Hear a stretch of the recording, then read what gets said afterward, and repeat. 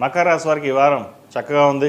ద్వితీయంలో రాహు, తృతీయంలో శని వీరికి చక్కగా బలంగా ఉన్నారు.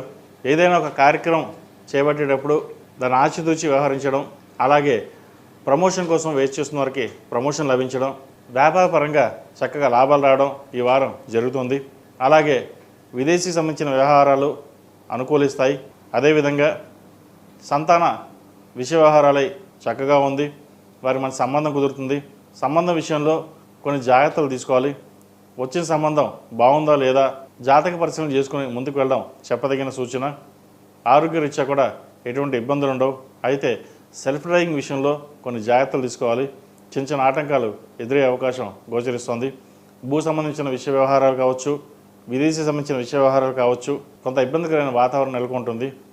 స్థలం కానీ ఇల్లు కానీ కొనాలనుకుంటారు, అవి మధ్యలోనే ఆగిపోయే పరిస్థితి గోచరిస్తుంది. అదేవిధంగా కోర్టు వ్యవహారాలకు సంబంధించి ఒక కొలిక్కి వస్తాయి. మీకు రావాల్సిన బెనిఫిట్స్ ఏవైతే ఉన్నాయో అవి ఈ వారం వచ్చే విధంగా గోచరిస్తుంది.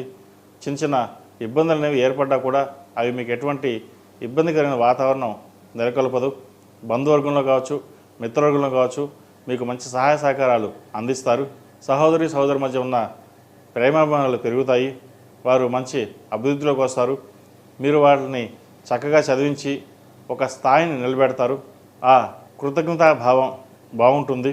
వాళ్ళు మీ మీద చూపించే ఆదరాభిమానాలు మీరు మంత్రముగ్ధులు అవుతారు. ఎందుకంటే ఇంతకాలం బంధువర్గం కావచ్చు, అన్నదమ్ముల మధ్య కావచ్చు విభేదాలు ఏర్పడ్డాయి. ఎప్పుడు దూరం అయ్యాం, ఇప్పుడు కలిసి ఉన్నామన్న ఆనందం వ్యక్తపరుస్తారు. ఎందుకంటే కొంతమంది విడిపోయిన అన్నదమ్ములు ఈ వారం కలిసే విధంగా గోచరిస్తుంది. అలాగే అన్నదమ్ముల మధ్య ఉన్న ఆస్తి తగాదాలు ఏవైతే ఉన్నాయో ఓ పరిష్కారానికి వస్తాయి.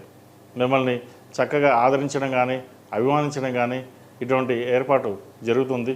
కాబట్టి ఎటువంటి విషయంలోనూ, కుటుంబ విషయంలోనూ ఎటువంటి ఇబ్బందులు లేని వాతావరణం ఈ వారం నెలకొంటుంది.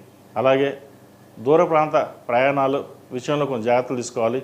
అలాగే ఒక పని ప్రారంభించి అది మధ్యలోనే ఆగిపోయే పరిస్థితి గోచరిస్తుంది.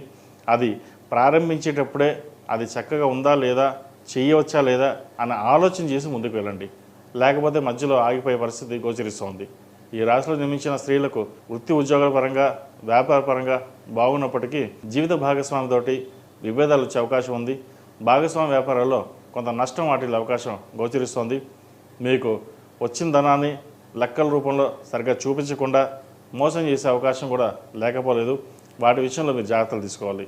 ఎందుకంటే ఎంతో కష్టపడి ఇన్వెస్ట్మెంట్ చేసాం, చక్కగా ఉందనుకుంటాం, కానీ అది మీకు లెక్కల్లో మటుకి తప్పులు ఉంటాయి. పైకి మటుకి బాగానే ఉన్నా అకౌంట్స్ పరంగా మటుకు ఇబ్బందులు ఉంటాయి. వాటి విషయంలో క్షుణ్ణంగా పరిశీలించుకుని ముందుకు వెళ్ళడం అనేది చెప్పదగిన సూచన. ఆరోగ్యపరంగా కూడా చిన్న చిన్న ఇబ్బందులు ఉంటాయి.